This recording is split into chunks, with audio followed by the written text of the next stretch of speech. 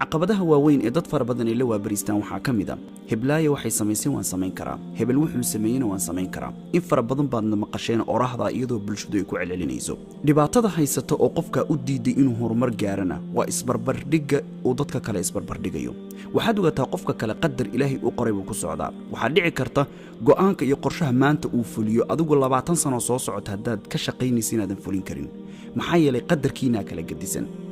waadna arki laadahay horumarka aad adigu naf ahaan samaynaysid maalin walba waxaadna la arki laadahay waxaad indhaha ku haysaa mar walba iftiinka ka baxaya guulaha dadka kale ay gaarayaan haddaba qofka aad la tartamaysid baan kuu sheegaya oo mudan inaad la tartantid waa naftaada asbuucii hore bishii hore sanadkii hore 2 saac ka hor maanta saaka waagu markuu kuu bari qofkaad ahayd la tartan shaki waxaan lahayn cirbadda horumarkaagu inay socoto oo dhaqaaqaysa iyo xawaaraha ku socoto way ku muuqan doontaa بإذن الله تبارك وتعالى نرشادنا وحتكون ولان دونتا فرحد